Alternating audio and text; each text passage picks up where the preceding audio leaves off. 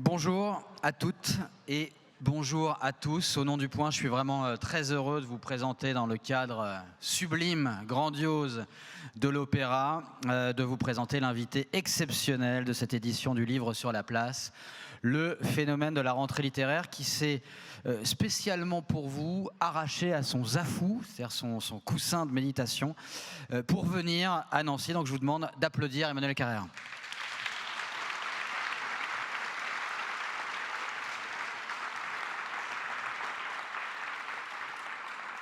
On a beaucoup de chance, on l'a avec nous pour à peu près 1 heure et vous savez qu'après, vous pourrez le voir en personne pour lui faire signer votre livre. Nancy, c'est une habitude, une première, une deuxième, Emmanuel Carrère, le livre sur la place? C'est au moins une deuxième, Ouais. oui. Et c'est tout, ouais, c'est bien. Et je ne doute pas qu'il y en ait une troisième et davantage, idéalement. On espère. Alors vous publiez en cette rentrée Yoga, donc je disais l'événement de la rentrée littéraire, c'est un récit absolument dingue, aussi drôle que féroce, sur fond de méditation et de dépression. Un livre tendu entre électrochoc, noble silence comme on dit, mais aussi sexe, Houellebecq, amour et terrorisme. C'est un livre dont vous nous aviez confié le désir en janvier 2018, à la toute fin d'un entretien qu'on a vu sur le yoga. En fait, pour son premier numéro de l'année, Le Point avait décidé de consacrer sa une à cette pratique de plus en plus plébiscitée. Et sur la couverture, incarnant à merveille ce dossier, car pratiquant le yoga assidûment depuis 20 ans, c'est ça à peu près Oui. Même un peu plus.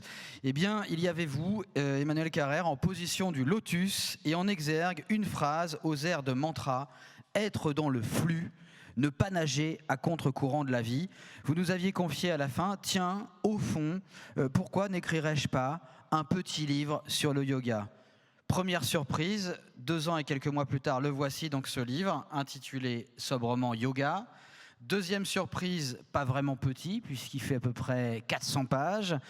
Et troisième surprise, eh bien, si yoga parle bien de cet ensemble de disciplines visant, comme vous le dites, l'élargissement et l'unification de la conscience, dont vous nous racontez dans Yoga vraiment les 1001 facettes, avec, il faut le dire, une drôlerie, profondeur certes, mais une drôlerie irrésistible, eh bien, ce livre parle non seulement du yoga, mais aussi de la dépression. Une dépression qui a été la vôtre, on va en parler, jusqu'à désirer mourir. Une dépression que vous avez surmontée à coups d'électrochoc à Sainte-Anne, à coup aussi de traitement à la kétamine, qui est un calmant, un remède en fait pour cheval.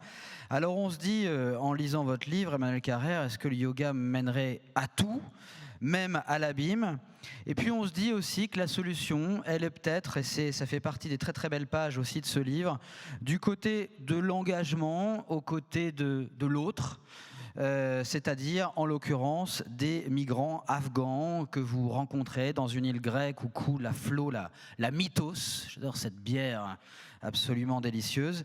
Et entre ces deux pôles, yoga et méditation et dépression, eh bien, la lectrice, le lecteur traverse énormément de choses. Votre narcissisme insatiable, c'est vous qui le dites, votre masochisme généreux, là c'est moi qui le dis, l'engagement physique du reportage, les vertiges de l'introspection, et pas seulement quand vous avouez être jaloux de Houellebecq.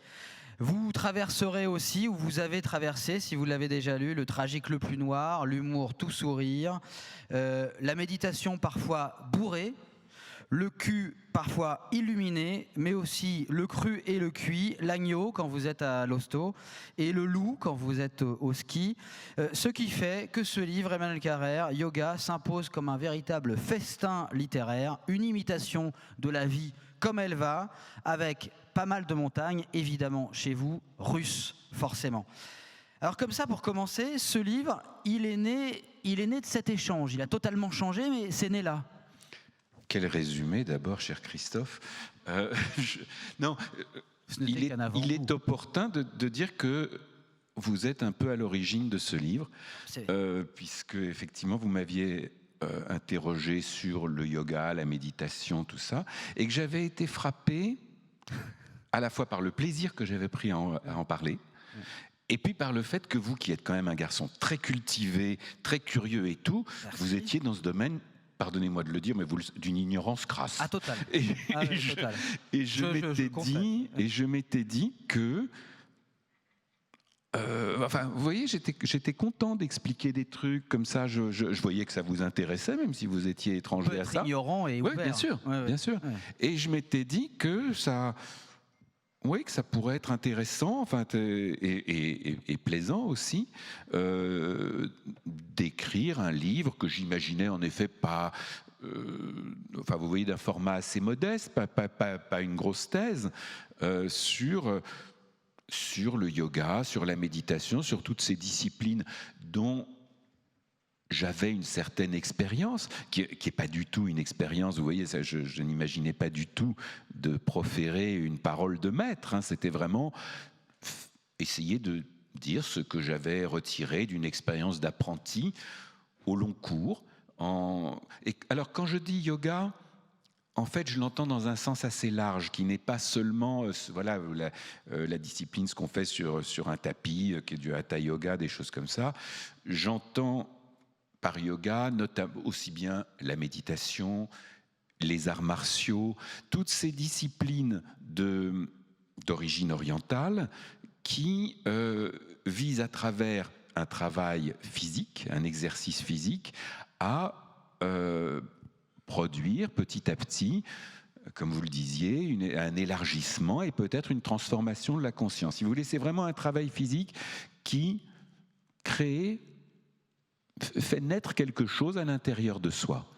Et donc voilà, moi ça fait peut-être une trentaine d'années que je pratiquais ces choses-là, et je me disais que, vous savez, il y a ce très beau titre de Raymond Carver qui est « De quoi est-ce que nous parlons quand nous parlons d'amour ?» que Murakami avait repris dans un livre sur la course à pied, dont il est un pratiquant passionné depuis lui aussi 30 ou 40 ans. Et le livre s'appelait « De quoi est-ce que je parle quand je parle de courir ?» Et voilà, de la même manière, je me disais que j'allais écrire mon petit « De quoi est-ce que je parle quand je parle de yoga ?» Et comme vous le disiez, ce livre que j'imaginais assez apaisé, assez serein, avec un peu détaché aussi, a pris un tour différent du fait des circonstances de la vie, voilà, il y a la phrase. Donc c'était un projet que j'avais. Il y a eu cette phrase admirable, cette espèce de sentence de sagesse juive, qui est dire: tu veux faire rire Dieu, parle-lui de tes projets. Voilà. Ou alors vous disiez ignorance crasse. Ou pardonnez-moi, méfiance. Non, mais méfiance, parce que c'est vrai que vous me parliez de yin et de yang. Alors ça, bien sûr, on connaît, mais on se dit c'est quand même un petit peu simple. Vous me parliez de vos narines, et c'est vrai qu'il est beaucoup question des narines dans yoga. Alors c'est très ironique aussi peut-être, mais mes narines sont mes meilleurs amis quand on fait du yoga. Qu'il s'agit d'observer les sensations à l'intérieur des narines. Alors c'est vrai que j'étais un petit peu perplexe. Je me dis, c'est donc si simple que ça. Yin-yang. Un peu de noir dans le blanc, un peu de blanc dans le noir, harmonie, et puis être attentif à cette respiration, à ce mouvement, à ces narines. Être attentif, Christophe, c'est pas si simple que ça. Ou ça l'est, mais au terme d'un très très très long parcours. Alors bien sûr, c'est un peu rigolo les narines, et je le raconte aussi pour ça. Oui. Mais le fait est que cette pratique de la méditation, vous voyez, dont on parle beaucoup, qu'on pratique de plus en plus, et à juste raison, parce que je pense que c'est une pratique très, très bienfaisante, même si on le fait, vous voyez, de façon très, très humble, très modeste, à raison de, je sais pas, 5-10 minutes de temps en temps, c'est toujours 5-10 minutes de gagner. Mais la méditation, ça consiste à rien d'autre qu'à être attentif. Donc, juste, on s'arrête un peu, on se pose, on reste assis, on se tait, on ferme les yeux ou pas. Mais en tout cas, on essaye d'être attentif. Et attentif à quoi? À ce qui se passe. Ce qui se passe, ce sont des sensations, ce sont des pensées, c'est tout ce qui est à l'interface du dehors et du dedans, de ce qui est soi, de ce qui n'est pas soi. Et il est vrai, et c'est amusant, que le support le plus classique d'attention dans la méditation, c'est la respiration. La respiration, on l'a toujours sous la main. On peut même la contrôler un petit peu, ce qui n'est pas le cas, je ne sais pas, de la digestion ou de la circulation du sang. Donc, on essaye de suivre l'inspiration, l'expiration. Et c'est une espèce de petit truc. À un moment, on va vous faire remarquer que sentir l'air entrer dans les narines, en sortir, en suivre le trajet, disons, dans tout ce circuit de la respiration, les narines, c'est un particulièrement bon endroit pour une simple raison, c'est que c'est une zone extrêmement innervée.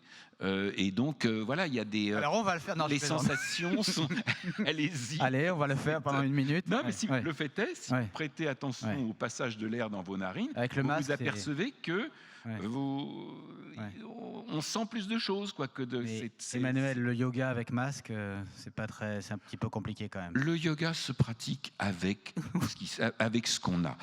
Autre phrase, vous voyez, il y a tu veux faire rire Dieu, parle-lui de tes projets. Il y a une autre phrase que j'aime beaucoup qui est celle de Lénine qui dit « Il faut travailler avec le matériel existant ». Le matériel existant pour chacun d'entre nous, c'est nous-mêmes. Cette espèce de pauvre bonhomme ou bonne femme misérable, foireux, boiteux, et on fait avec ça, je veux dire, on n'est pas des sages, hein. Et si on était moi les sages, je me méfie un petit peu, quoi. C'est avec ça qu'on travaille. Donc le yoga, qu'est-ce que vous voulez, quand on doit être masqué, on est masqué, et voilà. Donc vive le yoga masqué, c'est une piste pour Nancy qui est lancée aujourd'hui, en ce samedi 19 septembre. Il y a beaucoup d'honnêteté dans ce livre. Ne vous inquiétez pas, on parlera de la dépression, mais d'abord on va parler un petit peu d'autre chose. Vous êtes vraiment Soyez sage, ça va venir. En votre avide fort intérieur, comme vous dites, vous vous êtes vraiment dit, c'est un livre qui peut faire un carton. Et qui en fait un, d'ailleurs. Je rigolais un peu là-dessus, mais le fait est que il y a vraiment beaucoup de gens qui pratiquent, qui font du yoga. Et c'est aussi, je me disais ça, c'est que beaucoup de gens en faisant du yoga ne savent pas grand-chose à ce sujet. Et justement aussi, je me disais, voilà, je peux donner des rudiments d'information, de réflexion, tout ça, et que bien sûr que ça pouvait intéresser pas mal de gens. Bien sûr, je ne suis pas, je me disais pas, je vais écrire un livre pour faire un carton, mais ça m'amusait quand même, quoi, cette idée que c'était quelque chose qui pouvait toucher beaucoup de gens. Vous avez compris pourquoi justement c'était devenu aussi massif, je veux dire, cet engouement pour le yoga. Alors certes, les années 70 ont aussi beaucoup développé ça, mais pourquoi c'est si massif, si plébiscité, pourquoi tout le monde fait du yoga presque? Parce que c'est bien. Ouais. Non, je veux dire, parce que c'était bien il y a 10 ans, c'était bien il y a 20 ans. Là, je veux dire, il y a quand même un engouement de dingue. Pour que Le Point fasse une couverture vous sur avez le yoga, raison. Vous avez vous voir. Ce qui est plus spectaculaire encore, c'est l'engouement général pour la méditation, même si c'est pratiquement bon. Le fait est que vous voyez à quel point les livres sur la méditation... C'est quoi? C'est l'époque qui est particulièrement difficile, qui est particulièrement probablement, compliquée? Oui, effectivement, c'est quand même des pratiques qui ont...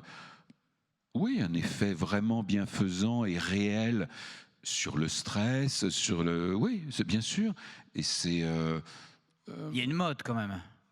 Je pense que c'est plus qu'une mode. Non, je pense que c'est plus qu'une mode. Je pense que c'est vraiment une vague de fond. Hein, et que c'est une vague de fond commencée il y a comme vous dites, dans les années 50, 60, où le yoga a totalement quitté sa base, qui était l'Inde, pour conquérir l'Occident. En sorte d'ailleurs que c'est tout à fait absurde quand des gens viennent, vous voyez, quand des pratiquants de yoga vont aller faire des retraites de yoga en Inde, comme si c'était...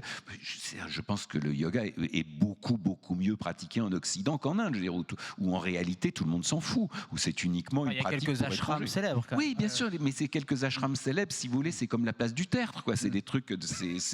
Ça va plaire à tous ceux qui sont allés... Non, ce que c'est vraiment. Si vous voulez, si le yoga était uniquement un truc, un truc hindou, justement. C'est devenu, c'est précisément parce que c'est une chose qui a vocation à être universelle, que ça a été entièrement, comment dire, avalé. L'Occident s'en est nourri, continue à s'en nourrir. Et donc, je veux dire, on n'a plus du tout besoin de passer par l'Inde ou par la culture indienne pour ça. Même s'il est intéressant de lire les grands textes, vous voyez, les grands textes anciens sur le yoga, comme les aphorismes sur le yoga, les sutras yoga de Patanjali, qui sont vraiment des recueils d'aphorismes très, très laconique et très d'une grande richesse là-dessus. Je ne sais plus de ce que j'étais en train de dire. Sur la place du théâtre, c'est-à-dire sur la place du théâtre, vous dites bon, c'est comme aller dans un ashram en Inde, c'est un peu comme la place du théâtre, c'est-à-dire quoi, c'est... Non, mais je blague un peu, mais ce que je veux dire, c'est que cette espèce d'exotisme n'a absolument pas lieu d'être, si vous voulez. Le yoga est quelque chose, encore une fois. Si c'est le yoga, c'est universel, même si c'est né en Inde. Alors justement, vous, et c'est comme ça que le livre commence, vous allez dans une, alors je ne sais pas si on dit retraite, en tout cas une expérience radicale. Ouais, on peut dire une retraite, oui. Un stage Vipassana. Ça se passe dans une ferme du Morvan, coupé de tout. Vous écrivez que c'est la version commando de la méditation. Vous parlez aussi de la Corée du Nord à un moment.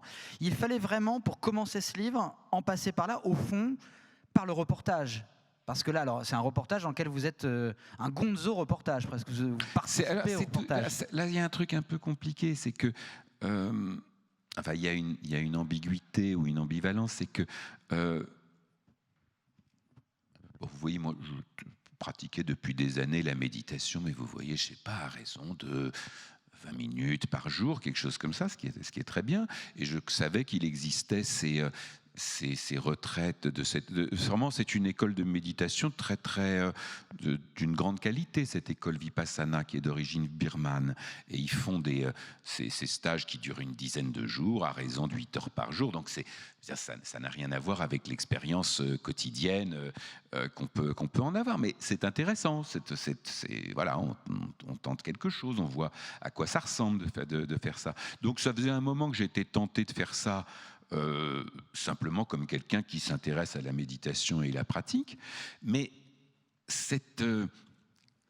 l'envie de le faire comme ça, c'est doublé et même un peu compliqué de l'envie de le faire aussi comme écrivain se proposant d'écrire un livre sur le yoga et la méditation, et donc vous voyez, de le faire en observateur, embusqué un petit peu. Donc c'est deux visées un petit peu contradictoire, puisque si vous faites de la méditation, je dirais, de façon désintéressée comme on doit la faire, eh ben, tout ce que vous suivez, vos pensées, vos sensations, mais en cherchant à ne pas vous y attacher, à ne pas vous y identifier. Alors que si vous le faites comme écrivain, au contraire, vous essayez de retenir ce qui se passe, d'en garder trace. Donc c'est deux visées un peu contradictoires. Maintenant, on fait plein de choses contradictoires. Si on faisait que des choses cohérentes, on ne ferait pas grand-chose. C'est le yin-yang, Emmanuel. Là, je reprends mes questions de petit scarabée. Voilà. C'était ça, j'étais le petit scarabée, j'allais voir le mec. Je n'allais pas prétendre savoir des choses. On fait toujours ça, le journalisme. Mais heureusement, ouais. Je suis moi-même journaliste aussi, et je n'aime rien tant que d'apprendre des trucs. Je blague avec le yin-yang, mais c'est vrai que ça revient, c'est le motif qui revient toujours. D'ailleurs, dans la très belle séquence à l'Eros avec les réfugiés afghans et ce personnage de Federica, il y a un moment où vous vous amusez à dire tiens, qu'est-ce qui est yin, qu'est-ce qui est yang dans la vie? Pour tout, est-ce que l'eau et ce vase serait yin et yang? C'est un peu le jeu qui revient. C'est important. C'est pas mal, on peut dire que l'eau, elle est yin, et que la carafe qui la contient est yang. On pourrait dire ça. Mais ça, cette division du monde, là, c'est quelque chose de principiel chez vous, quoi. C'est pas, oui, enfin, c'est pas... Enfin, chez vous et plein de gens. Oui, non, c'est... Ça a l'air trop simple, en fait. Voilà. Ça a l'air trop simple de se dire... C'est pas une division, disons, la pensée... C'est pas propre à la pensée chinoise, ça se trouve dans Platon, dans le Phédon, tout ça, l'idée qu'il y a, au fond, que tous les phénomènes de la vie vont deux par deux et que la grande loi de la vie est une loi d'alternance. Vous avez raison de dire que c'est un peu simple parce que c'est le simple bon sens qui est de l'ordre de après la pluie le beau temps, que le jour succède à la nuit au jour. Bien sûr, mais si vous voulez les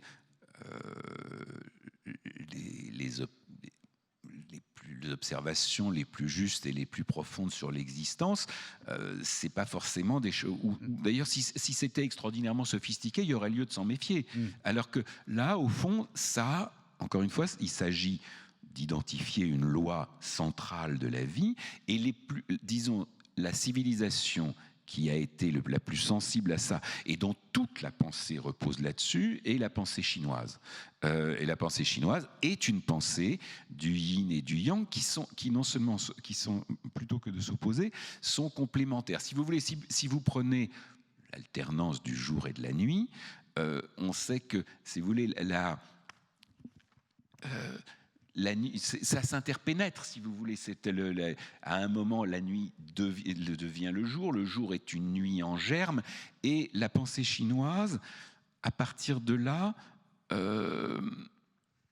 vise à éclairer l'action, à éclairer notre comportement dans la vie, à nous dire, à trouver une espèce de place dans ce flux-là. J'ai l'impression, en disant ça, d'être très, je sais pas, ou simplificateur ou pas. Mais non, il y a des choses inattendues, par exemple. Bon, là, non, je peux pas lire parce que c'est un petit peu trop physique. D'ailleurs, on va passer au domaine physique assez vite. Non, l'envers est yin, l'endroit est yang, l'arrière est yin, l'avant est yang, la moitié est yin, le tout est yang, etc., etc. Et puis on passe à Hésiode. Enfin, on peut tout passer au crible du. Ça, c'est pas chinois, mais c'est une phrase Hésiode, que je trouve magnifique d'Hésiode qui dit « la moitié vaut mieux que le tout ».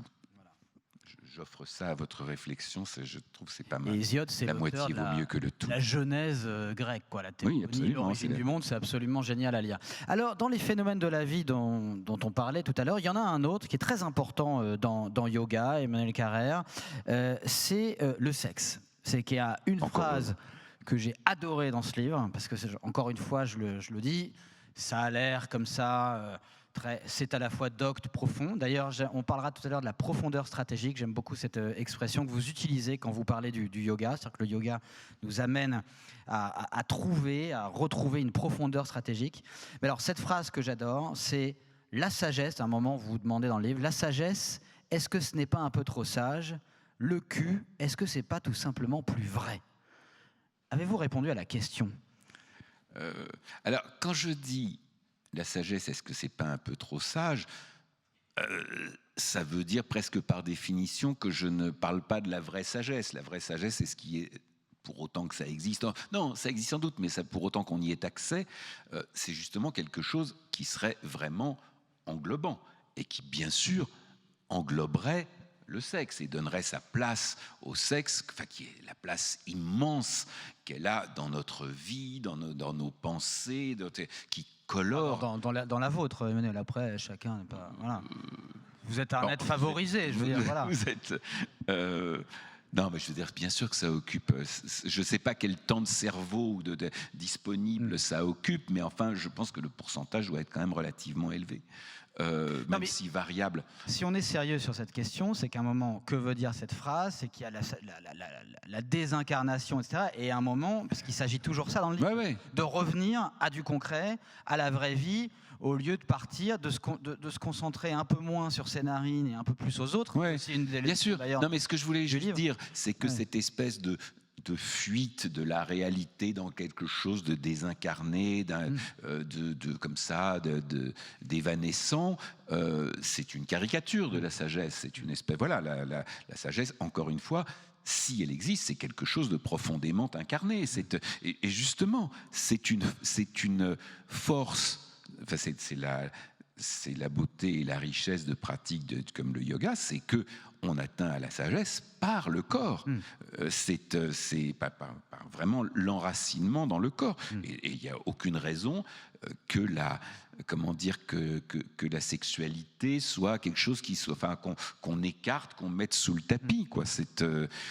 Mais alors, est-ce que c'est pas plus vrai, parce que c'est le mot que vous utilisez, hein, est-ce que ce n'est pas tout simplement plus vrai?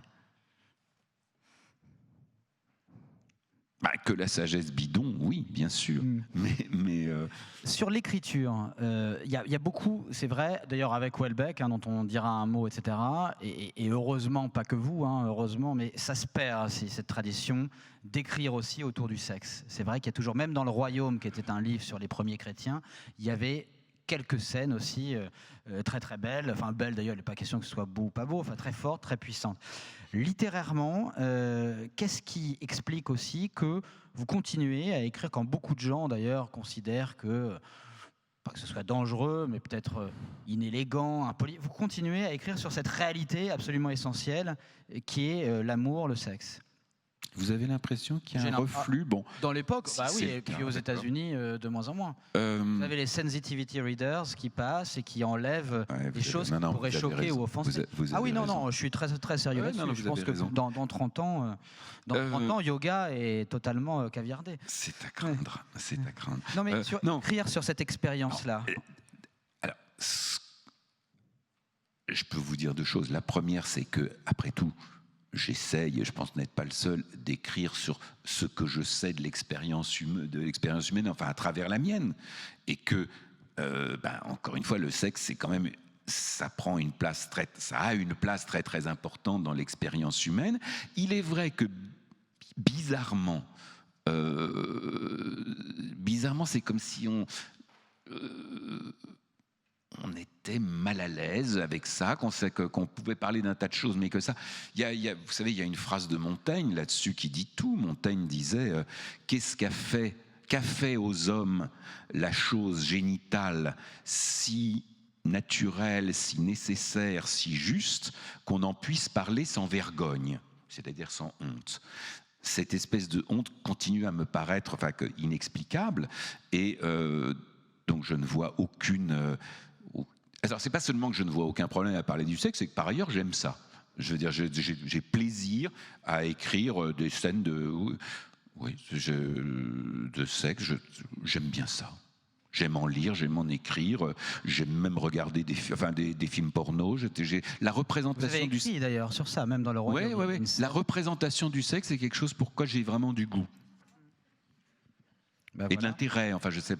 Et vous n'étiez pas le seul d'ailleurs pendant ce stage Vipassana, puisqu'à la fin, c'est comme ça que c'était le premier, voilà, à la fin, donc on demande aux gens ce qui a été le plus dur pendant cette retraite quand même. On médite quand même pendant quoi? C'est 10 heures par jour? Ouais, c'est 8-10 heures par jour, pendant une dizaine de jours. Et donc on ne parle pas du tout. Non seulement on ne parle pas du tout, mais on évite toute interaction avec ses compagnons d'expérience. On essaye d'éviter que se croisent les regards, tout ça. Ce qui fait qu'on a un peu l'impression d'être des zombies, quoi. Et vient le moment, le dernier jour, où on se remet à parler. Donc, les gens redeviennent tout à coup des gens normaux, quoi. Cette espèce de solennité un peu étrange induite par le silence de ça, tombe, et voilà, on est de nouveau des gens normaux, et on parle. Et à un moment, j'avais surpris comme ça une conversation, et il y avait un type qui disait « Oh là là, putain, pendant 10 jours, moi, on nous dit, j'ai essayé de faire le vide dans ma tête et tout, et j'y arrivais pas, et je pensais qu'à une seule chose, 10 jours de suite. » Et tu pensais à quoi? Des nichons, des nichons, des nichons. Voilà. Et vous terminez par « Je l'ai adoré, ce gars ». C'est la fin de la première partie de yoga. Ça m'a inspiré une profonde sympathie, oui. Il y a une scène hallucinante qui se rapproche presque de ça, qui est vraiment pivotale dans le livre, où vous faites l'amour. Enfin, je dis vous parce que effectivement, avec Emmanuel Carrère, et d'ailleurs, ça vous protège de bien des dangers aussi. Il y en a d'autres peut-être, mais c'est que c'est Emmanuel Carrère qui parle, c'est Emmanuel Carrère qui raconte, c'est Emmanuel Carrère qui vit ça, ce qu'on appelle l'auto-fiction. Donc, il y a une scène où vous faites l'amour avec une femme dans une chambre d'hôtel et où vous semblez tellement fusionner que cela fait apparaître un halo de lumière autour de vos corps. Ça vous arrive souvent?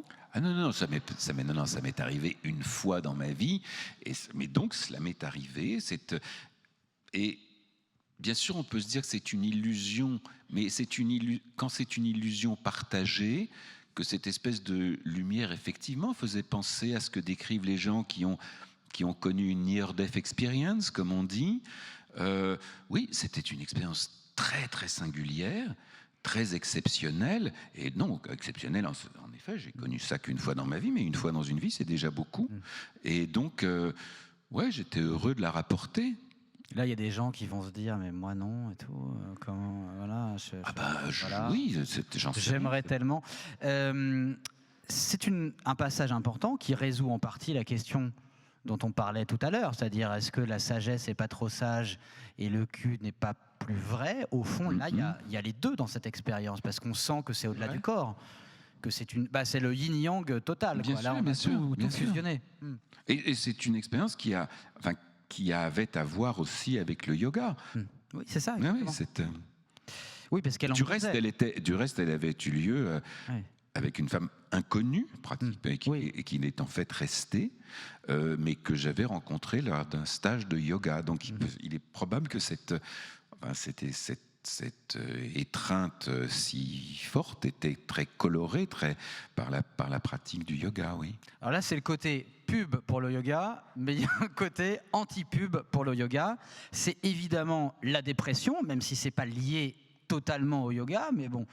On passe quand même. C'est pas, oui, on peut pas dire qu'on tombe en dépression parce qu'on a fait du yoga, ça c'est quand même. Disons que le lecteur passe quand même, puisque vous ne racontez pas. Non, parce qu'en fait, il y a une déception, une rupture amoureuse, mais qui n'est pas racontée dans le livre, ce qu'on appelle une ellipse en fait. Ça s'appelle une sorte de trou dans le livre, mais c'est pas grave, parce qu'au fond, on n'a peut-être pas besoin de savoir. On en parlera tout à l'heure aussi, des limites aussi qu'on s'impose peut-être quand on écrit, et notamment de l'autofiction. Mais d'abord, cette question-là, donc on passe en fait du yoga à Sainte-Anne, donc dans les expériences radicales, il y a ce stage Vipassana, et les électrochocs et la kétamine à Sainte-Anne. Alors est-ce que quand même ce livre, qui s'appelle Yoga et qui parle aussi de dépression, n'est pas justement une anti-pub pour le yoga? Vous passez notre temps à nous dire sagesse et folie, au fond, ça se touche. Oui, d'une certaine manière, si on veut résumer ce livre, on peut dire que ça parle de nos efforts pour atteindre à la sagesse, à une certaine sérénité, à une certaine paix avec nous-mêmes et avec le monde. Et c'est une visée très, très honorable. Et la réalité de notre folie, de notre faiblesse, de nos gouffres. Et ça, je dirais que c'est l'expérience humaine. Là, elle est racontée d'une façon peut-être un peu exacerbée, mais je pense que c'est notre expérience à tous. Si vous voulez, c'est la grande phrase de Saint Paul qui dit, qui demande à Dieu, mais pourquoi est-ce que je ne fais pas le bien que j'aime, mais le mal que je hais? Et bon, là, c'est en termes un peu en moraux que c'est exprimé, mais tout simplement, voilà, on essaye d'aller vers le haut et on est tiré vers le bas. L'autre formule, c'est celle de Pascal qui dit qui veut faire l'ange fait la bête. Et voilà, le livre parle un peu de ça. Yoga pour bipolaire, ça aurait pu aussi s'appeler comme ça, hein, vous dites. Je le disais un peu en plaisantant, oui. Non mais, à vrai dire, c'est en plaisantant à demi, puisque le propre, disons, la visée du yoga est une unification de la conscience. Et le trouble bipolaire, qui est une espèce d'exagération de cette alternance perpétuelle et tout, justement, ça dit qu'on est divisé. Ça dit qu'on est le contraire qu'on est le contraire de l'unité à laquelle on tend, qu'on est divisé, tiraillé, et que on peut dire à l'extrême qu'une moitié de nous-mêmes est l'ennemi de l'autre. Alors la moitié d'Emmanuel Carrère, c'est celle qui fabrique de la lumière quand il fait l'amour, et l'autre, c'est pour ça que je parlais de masochisme généreux tout à l'heure. C'est que quand vous écrivez, je ne les ai pas toutes listées, mais j'ai listé quelques phrases, quand vous parlez de vous, pour ce qui est du malheur névrotique, je ne crains personne, je ne suis pas un homme bon, je suis un homme narcissique instable, encombré par l'obsession d'être un grand écrivain. Ça fait partie du contrat, ça, quand vous écrivez, vous en mettre plein la tête, quoi.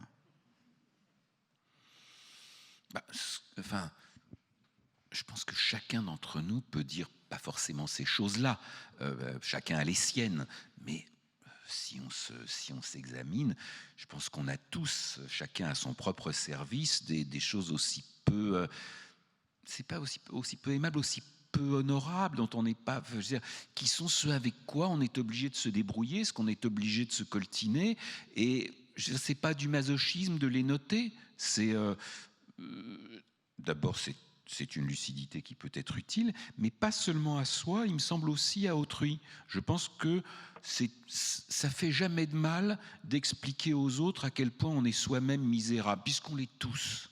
On l'est tous. Mais... Et ça fait quand même du bien quand il y a des gens qui le racontent pour leur compte. Enfin, moi, je pense que...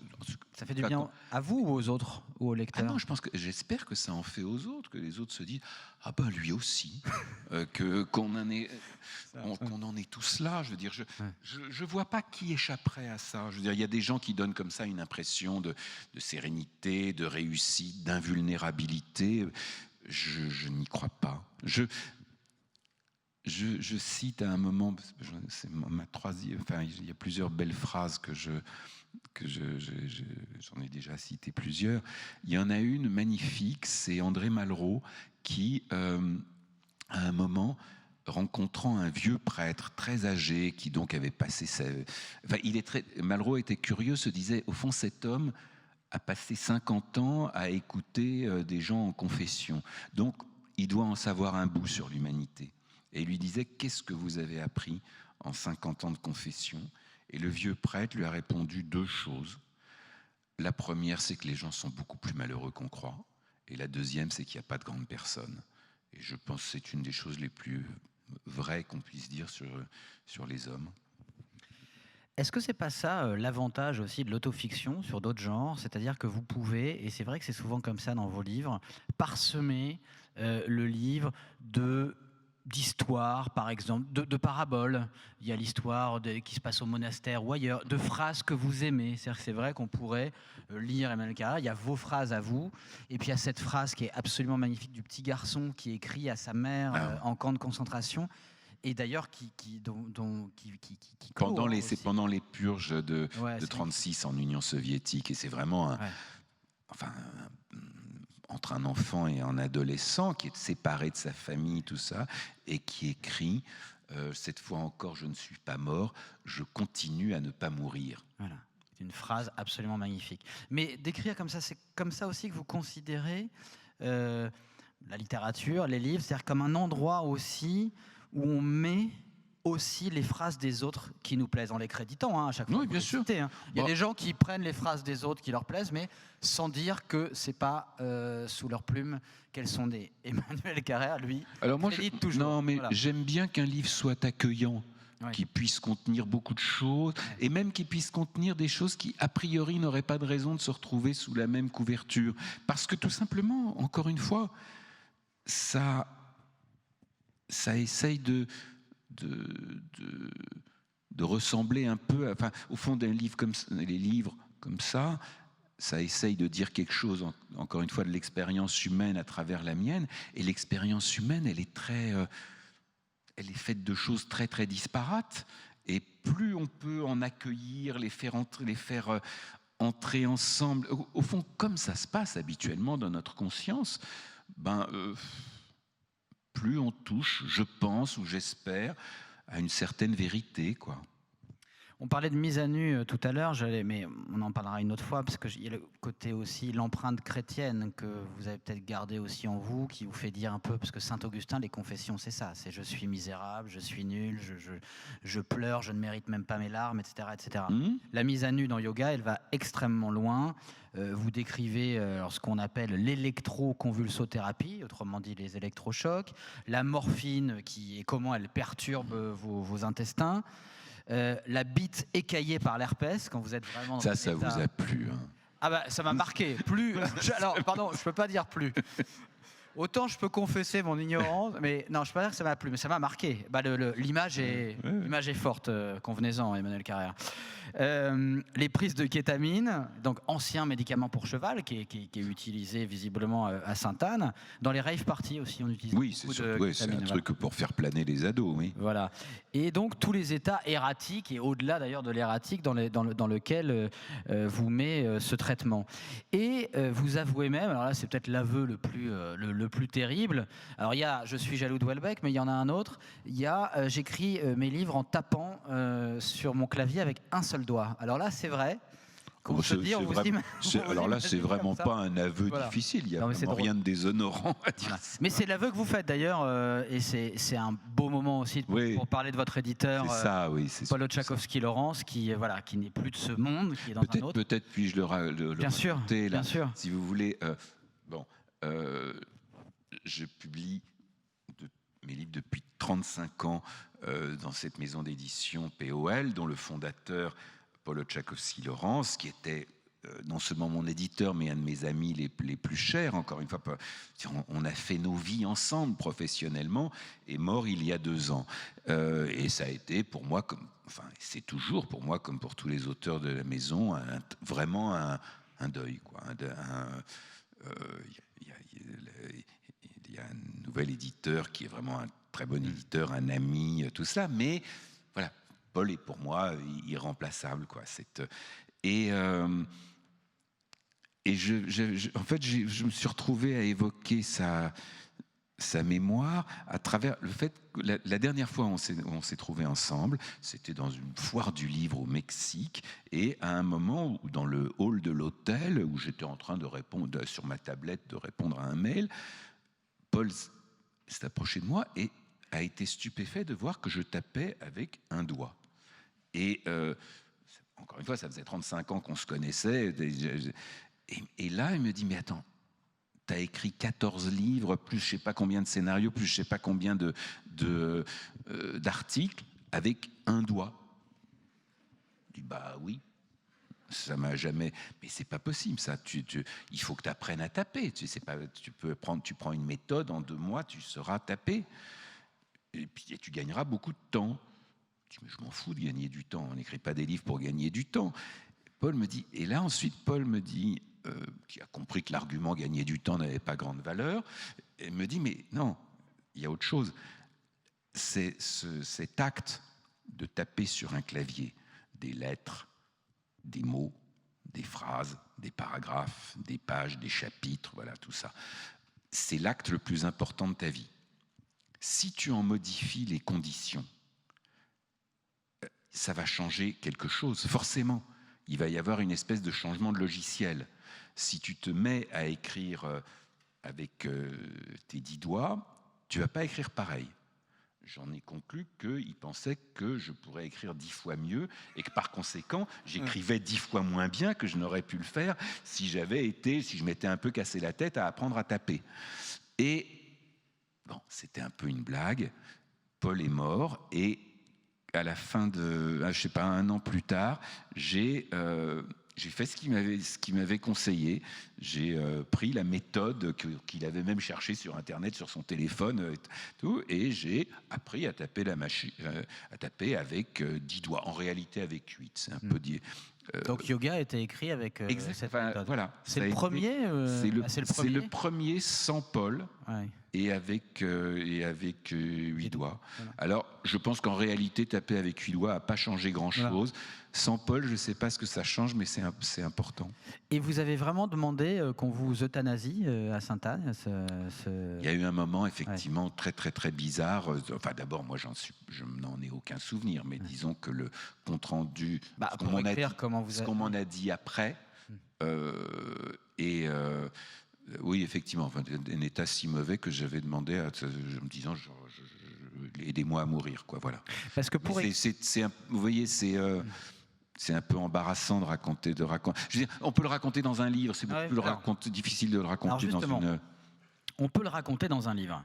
Là, on arrive à un nœud très intéressant, qui est le problème de l'autofiction, d'écrire sur soi. Mais quand on écrit sur soi, on écrit aussi forcément sur les autres, puisque les autres partageant notre vie, ce qu'on fait nous est évidemment lié aux autres.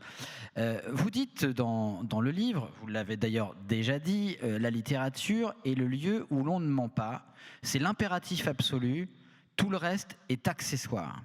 Pourtant, cette terrible dépression, donc elle a été provoquée, on le disait tout à l'heure, par une relation amoureuse, et vous choisissez de ne pas en parler. Alors comment on peut dire à la fois que la littérature est le lieu où l'on ne ment pas et faire abstraction de quelque chose qui vous a précipité dans un enfer? Et comme vous choisissez de raconter cet enfer au lecteur, ça c'est une impudeur qui vous appartient, impudeur où on peut trouver d'autres mots, oui. pas quel mot vous utilisez. Pourquoi là le cacher? Oui, il y a une contradiction, il y a un truc qui est un peu boiteux dans ce livre, qui est un peu boiteux, mais bon, on est un peu boiteux, et donc là, je l'assume. Il y a plus d'une douzaine d'années, j'avais écrit un livre qui s'appelle Un roman russe, dont celui-ci, enfin parmi les livres que j'ai écrits, est sans doute le plus proche. D'abord parce que tout simplement, l'un et l'autre sont vraiment des livres autobiographiques, ce que ne sont pas les autres livres que j'ai écrits, même si j'y suis présent comme narrateur, tout ça. Là, c'est vraiment des récits autobiographiques, donc effectivement, dont je suis pas seulement le narrateur, mais le protagoniste. Dans ce livre, Un roman russe, j'avais parlé de moi aussi impudiquement, si on veut, voilà, mais pas seulement de moi, mais aussi d'autres personnes, en l'occurrence ma mère et ma compagne de l'époque, Sophie, et j'avais quand même fait bon marché de leurs sentiments, en étalant un peu des choses dont ni l'une ni l'autre n'avait forcément envie que je les étale, et c'est une chose dont je garde un remords. Le livre, je l'assume, mais en tout cas, je me suis dit, je ne voudrais pas refaire ça. Et donc là, je me suis trouvé, écrivant le même type de livre, confronté au même type de situation, c'est-à-dire que mon intimité, que je m'autorise absolument à étaler, est inextricablement mêlée à celle d'autres personnes, en l'occurrence de mon ex-femme, tout ça, et à sa demande, d'ailleurs, j'ai choisi de ne raconter que ce qui me concernait, et il y a quelque chose d'un peu artificiel là-dedans, j'en ai tout à fait conscience. Encore une fois, ça donne quelque chose d'un peu boiteux au livre, mais ça me va comme ça. Je préfère l'avoir fait comme ça. Non, boiteux, on le sent pas dans le livre. C'est plutôt comme une ellipse, mais justement qui permet aussi de se projeter, même d'imaginer. On va parler un peu d'imagination, mais d'abord, là, vous dites que vous justifiez ça comme ça, mais il y a une comparaison que vous faites dans le livre qui est très intéressante, c'est que vous comparez la façon d'écrire aussi, la façon d'écrire en fait, ce que c'est que d'être écrivain, à la Gégène de Massu en Algérie. Est-ce que vous pourriez expliquer bien ça, sûr. général Alors, Massu en deux mots, ouais. Le général Massu était un des très hauts militaires français pendant la guerre d'Algérie. 20 ans après la guerre, il a été, il a été accusé d'avoir pratiqué la torture en Algérie. Il en a d'ailleurs tout à fait convenu, et en disant ce que disent les tortionnaires, c'est-à-dire que il faut choisir le moindre mal, et que il faut parfois torturer quelqu'un pour éviter un attentat. Ça c'est l'argument habituel des tortionnaires, qui a des implications morales et philosophiques dont on peut discuter longuement. Mais ce qu'il a ajouté, c'est et puis quand même, la gégène, c'est-à-dire le fait d'appliquer des électrodes et de torturer à l'électricité. La gégène, il ne faut pas exagérer, ça ne fait pas si mal que ça. La preuve, je l'ai essayé sur moi-même. Ce qui est un argument hallucinant. Car le propre de la torture, c'est qu'on ne sait pas quand le tortionnaire ça va s'arrêter. Alors que là, il dit, quand j'en ai marre, quand ça commence à me faire mal, j'arrête. Et je me suis dit à un moment que quand on écrit, comme ça des choses très très intimes, il y a quelque chose de voisin, c'est-à-dire que moi, ce que j'écris sur moi, j'écris ce que je veux. Quand j'ai envie de m'arrêter et de cacher des choses, je le fais. C'est moi qui décide où je place le curseur. Et à ce moment-là, si vous voulez, quelquefois, on me dit « Ah, mais c'est très courageux d'écrire comme ça, des choses aussi... » Ça n'a rien de très courageux, je décide ce que je raconte. Alors que si on fait la même chose sur les autres, là, on peut être... ça peut s'approcher d'une espèce de torture parce qu'on a le pouvoir et pas l'autre. Et donc, voilà, ce risque d'exercer une sorte de torture sur autrui, je n'ai pas voulu le courir pour ce livre. Voilà. Alors, Houellebecq, autre aveu du livre, je suis jaloux de Houellebecq. Pourquoi vous êtes jaloux de Houellebecq? En quoi plutôt? En quoi vous êtes jaloux de Houellebecq? Même si on sent aussi. Non, mais ce que je veux dire, ça c'est très délibérément un truc que j'ai pris. C'est un exemple dans la méditation, dans des choses comme ça, où on examine ses propres pensées. Ce qui d'ailleurs est le cas aussi de la psychanalyse, d'une autre façon. Il y a quelque chose, il y a le registre des pensées dont on a un peu honte parce qu'elles ne sont pas honorables. Si vous voulez, d'une certaine manière, il y a des crimes qu'on doit pouvoir confesser mais il y a des trucs qui sont juste mesquins, un peu minables, dont on n'est vraiment pas fier. Et là, je donnais cet exemple parce que de temps en temps, je me dis putain, Houellebecq, il est plus célèbre que moi dans le monde entier, c'est une rockstar, tout ça.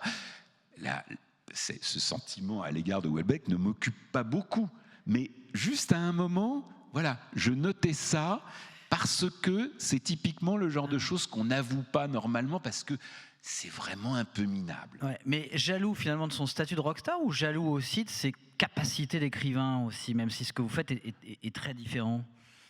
Ah bon, non, parce que je suis jaloux de Houellebecq, ça veut dire deux choses. Je suis jaloux des ventes de livres, mais de son talent. Ouais.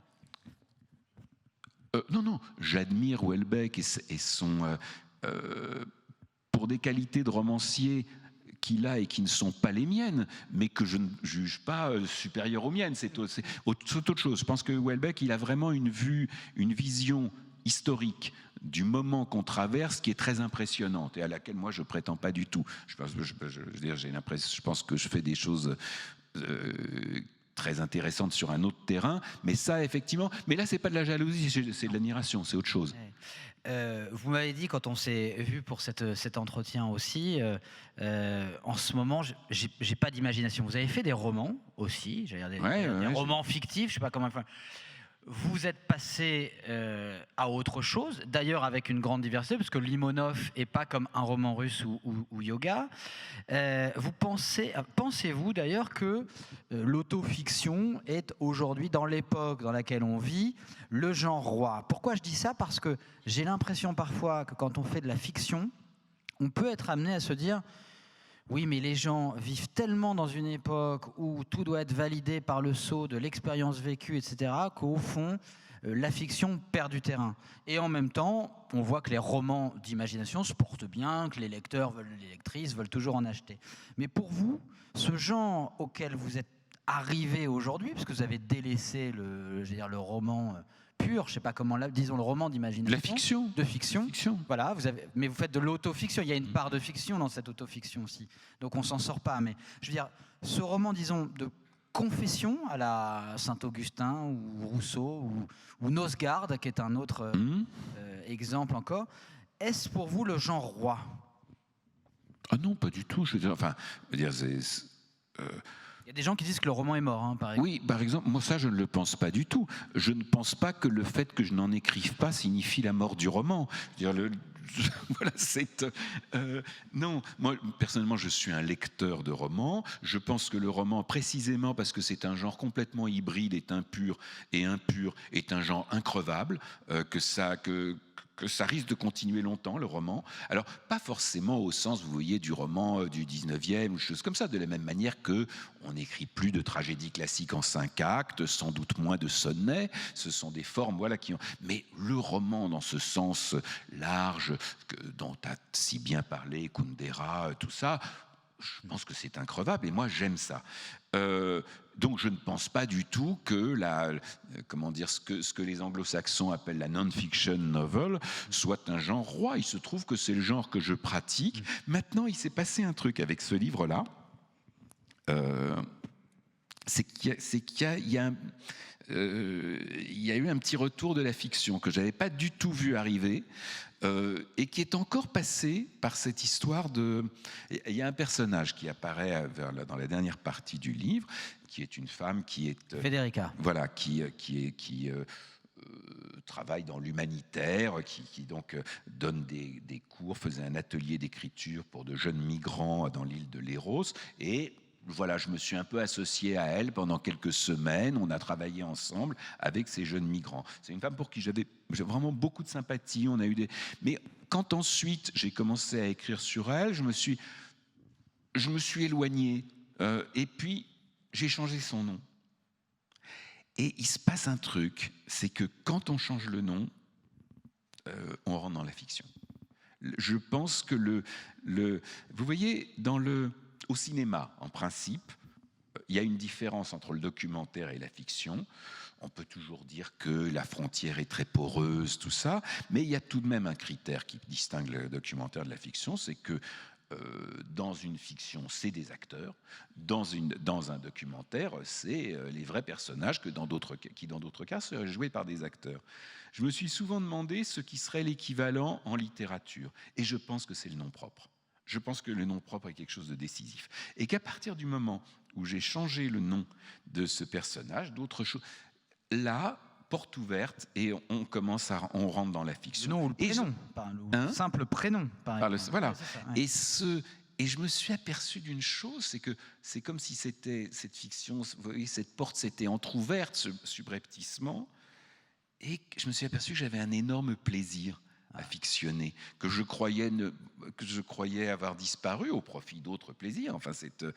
Et là, je me suis aperçu que j'étais extrêmement content d'inventer, et que d'une invention mène à une autre, tout ça. Et donc c'est fini l'autofiction Non, ça ne veut pas dire. J'en sais rien, mais en tout cas, la possibilité de la fiction, pour moi, est revenue. Et peut-être qu'il y a une espèce de... Comment dire, quelque chose presque un peu puritain là-dessus, comme si vous disiez, ah ben non, la fiction, j'en fais pas du tout. Et là, je me suis aperçu qu'il y avait quelque chose. Ce qui fait que d'ailleurs, il y a des moments où je serais presque incapable de vous dire maintenant ce qui est vrai, ce qui est inventé, dans des détails, simplement. Et sans doute que la part de fiction, je ne sais pas, ça représente peut-être 5% du livre, c'est pas. Mais j'y ai pris plaisir, et peut-être que ce plaisir-là, arrivé un petit peu furtivement, va amener à quelque chose, je ne sais pas. Alors ça va vous faire plaisir, Houellebecq, lui, se lance dans l'autofiction, vous savez, non ? Ah non, je sais pas. Non, c'est faux. Ah bon. Voilà. Pour terminer cet entretien, on a dit, j'ai l'autorisation de Marie-Madeleine, on peut aller jusqu'à 10, puisqu'on a commencé à 10. Sur cette époque, tout à l'heure, je vous disais, tiens, pourquoi est-ce qu'on a l'impression que cette pratique du yoga devient massive, etc. Bon, on a parlé du monde qui est dur, etc. Je voudrais savoir, Emmanuel Carrère, comment vous, puis on parlait du sentiment historique aussi de Houellebecq, comment vous voyez le monde ? On a vécu une étrange période. Vous étiez d'ailleurs à Paris. On n'en est pas tout à fait sorti. On n'en est pas. On y est toujours. D'ailleurs, on parlait. Vous avez des masques, pas nous, mais c'est exceptionnel. Il y a quand même un an, on aurait la photo de cette assistance et tout, dont vous faites partie là, nous aurait stupéfiés. On n'y aurait pas stupéfiés. Alors, c'est quand même devenu l'ordinaire de nos vies, et peut-être pour un moment.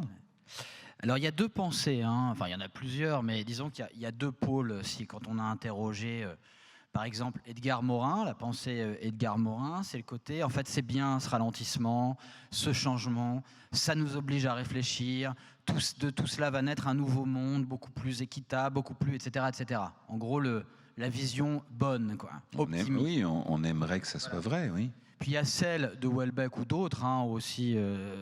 il l'avait dit à la radio, qu'en gros, ça va être le même monde, mais en pire. Vous, Emmanuel Carrère, qui avez aussi traversé ce confinement. Je ne sais pas si vous avez écrit, enfin si je le sais, mais peut-être ici ils ne le savent pas. C'est quoi votre regard ou vos projections en tant qu'écrivain, hein, c'est toujours intéressant quand les écrivains là-dessus, sur ce monde qui vient, qu'on est en train de traverser aujourd'hui, entre Morin, Houellebecq, Carrère, il est où? J'ai un peu tendance à adhérer toujours à la vision la plus pessimiste. Je suis un peu enclin à croire quelque chose d'encore plus pessimiste, c'est que derrière ce virus-là, il va y avoir beaucoup plus gros et beaucoup plus méchant. Donc, je pense qu'on va vers bien pire. Mais en termes de maladie, ça n'est que mon avis, c'est même pas un avis, c'est une espèce d'intuition inquiète, quoi. Non, mais les écrivains. Et disons, je me dis aussi que si on a envie de voir des signes avant-coureurs d'une apocalypse ou d'un truc comme ça, il y a matière, quoi. Et quand vous dites un truc pire, parlez en termes de virus ou en termes de conséquences? N'importe quoi. Que j'ai l'impression que c'est juste la bande-annonce, quoi, de quelque chose. Bon, bah très bien.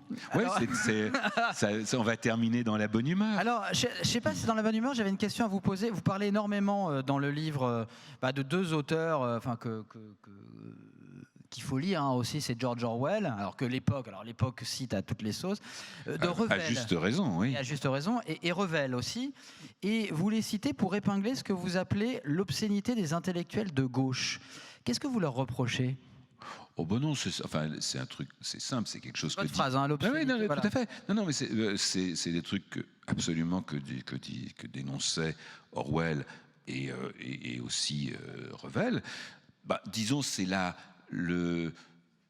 tendance à appeler de ses voeux des révolutions ou simplement des réformes qu'on n'a aucun désir d'assumer en réalité, c'est tout. Hein, voilà. Et vous vous sentez plutôt de gauche ou plutôt de droite? Est-ce que le yoga est de gauche ou de droite? Voilà. Non, vous savez, on a souvent évoqué l'un et l'autre. Parmi les nombreuses définitions ou des distinctions entre la droite et la gauche, il y en a une que je trouve très belle, qui est de Françoise Sagan, dont on n'attendrait pas a priori, enfin, c'est pas sur ce terrain qu'on attend Françoise Sagan, et elle disait la droite dit il y a de l'injustice et c'est inévitable. La gauche dit il y a de l'injustice et c'est insupportable. Et comment ne pas admettre que les deux sont vrais? C'était la réponse d'Emmanuel Carrère via Sagan. Vous avez peur de retomber en dépression ou maintenant elle est derrière? Est-ce que le livre a permis aussi finalement d'écrire ce livre, de la mettre un peu derrière, ou est-ce qu'elle revient comme un monstre toujours à l'affût? Non, c'est un risque. Je veux dire, les gens qui ont comme moi des fragilités psychiques, comme on dit, ils se sont exposés. Vous savez, il y a... Je me permets de dire ça, je ne pense pas qu'il y verrait une indiscrétion. Il y a quelqu'un qui a écrit un très beau livre sur la dépression, c'est Philippe Labro. Labro a écrit un livre qui s'appelle « Tomber 7 fois, se relever 8 ». C'est un remarquable livre sur la dépression, très juste, très personnel, et j'ai une fois déjeuné avec Labro, que je ne connaisse pas davantage. Labro est quelqu'un qui donne l'impression qui incarne une espèce non seulement de réussite, mais c'est un type fringant. Je ne sais pas quel âge il a maintenant, mais il a l'air d'en avoir 20 de moins. Il est beau, il est très... Et cet homme il m'a dit, vous savez, depuis, c'est revenu. C'est revenu. Et je voyais cet homme tellement... D'ailleurs, fort comme ça, et qui confessait avec à la fois cette détresse, cette peur qu'il a que ça revienne, et j'étais très impressionné et touché. Donc la dépression est venue. Cet homme, il a vécu une partie de sa vie avec ça, tout en étant le très grand journaliste, le patron de presse, tout ça qu'il est. Et la dépression s'était déclenchée au moment où il était tout en haut, c'est-à-dire qu'il prenait vraiment des responsabilités énormes, et c'est ça, curieusement. Et donc, vous pensez aussi qu'elle est là, qu'elle peut revenir? Oui, je sais que c'est là en embuscade, oui, ça ne veut pas dire que ça... Je veux dire, Enfin, moi, j'ai connu 3 épisodes de dépression dans ma vie, le dernier ayant été vraiment le... Je veux dire, auparavant, ça m'était jamais arrivé d'être hospitalisé, tout ça. Donc, je sais qu'il y a un terrain, comme on dit, et que j'espère ne pas revenir sur ce terrain, mais que c'est pas du tout exclu, quoi. Et comment vous conjurez justement la menace ? Je dois dire que je compte plus sur la médication que sur la méditation, là. Ouais. Ceci n'empêche pas cela, hein, mais on prend des médicaments, quoi. Kétamine toujours ou... Non, la kétamine, attendez, c'était un traitement un peu expérimental. Ouais. Donc c'est quoi Non, moi, comme les gens qui souffrent de ce qu'on appelle des troubles de l'humeur, également appelés des troubles bipolaires, c'est le lithium qui est la chose la plus... Alors, le lithium, c'est très compliqué parce qu'il faut vraiment trouver le juste dosage, ce qui se fait par tâtonnement, qui est changeant, tout ça. Mais c'est tout de même, je crois, réputé la chose la plus efficace pour ces troubles spécifiques, oui. Et cet entretien était fait sous lithium ou pas, Emmanuel Carrère ? mais attendez, vous dites sous lithium comme si c'était sous cocaïne. Je veux dire, c'est un truc qu'on prend à vie. Je suis un peu ignorant. Non, mais je vous le dis. Disons, une grande partie de sa vie est possiblement à vie. Dernière chose pour terminer, il y a un personnage qui revient qui est absolument génial, qui était dans un livre précédent, qui est Roustan, enfin qui était dans Le Royaume en fait, qui est ce grand psychanalyste qui vous avait dit. Ça, c'est des paroles qui aident à tenir 10 ans, quoi. Vous étiez allé le voir ? Oui, Roustan, donc, pour dire en 2 mots, François Roustan, qui est mort maintenant, était à l'origine un jésuite, puis un psychanalyste lacanien, et puis il s'est vraiment évadé de ses chapelles successives pour devenir... C'était plus un analyste, c'était une espèce de maître zen à la fin de sa vie. D'ailleurs, il recevait les gens pour une séance maximum. Ensuite, il disait, vous foutez le camp, je ne veux plus vous revoir. Moi, je me souviens que une fois, j'étais allé le voir et je disais, pardon, c'est un peu obscène de dire ça, mais que j'envisageais le suicide, ce qui était vrai. Et Roustan me regarde et me dit... Ouais, le suicide n'a pas bonne presse, mais quelquefois c'est la solution. Là, vous avez, on est assez médusé, parce que s'il y a une chose qu'on n'attend pas d'un thérapeute quel qu'il soit, c'est qu'il vous dise ça. Et là, il a ajouté la phrase de Maître Zen. Il m'a dit, sinon vous pouvez vivre. Et rien de plus. Et à vrai dire, il y a quelques jours, je me suis retrouvé avec un ami dont je ne savais pas qu'il était une fois allé voir Roustan, pareil, une fois.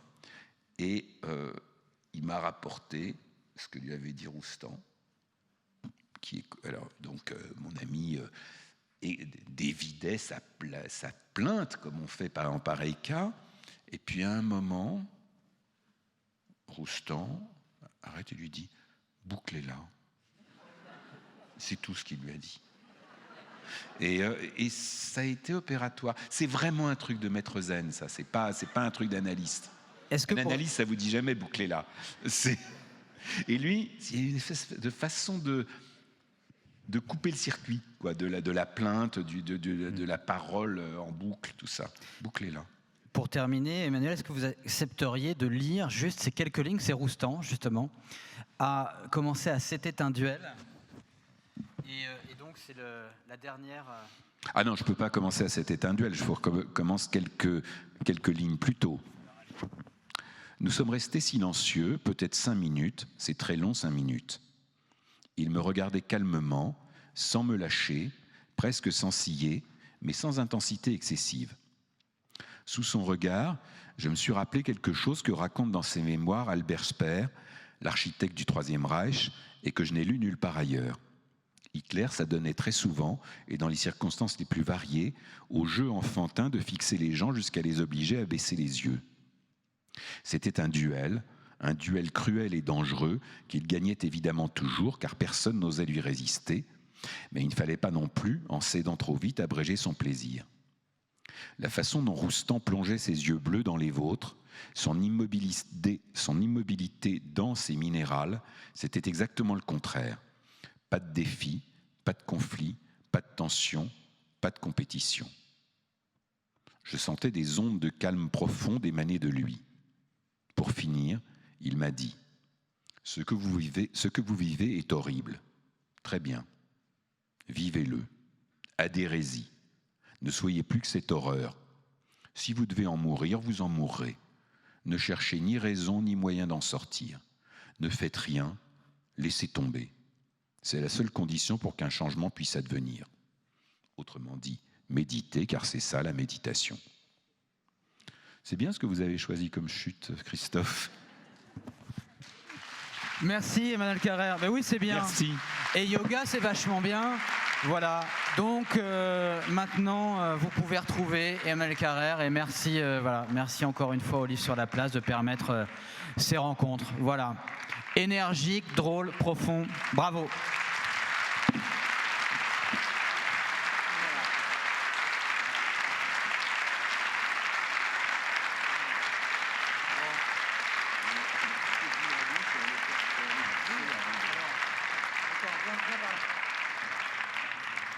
Bien.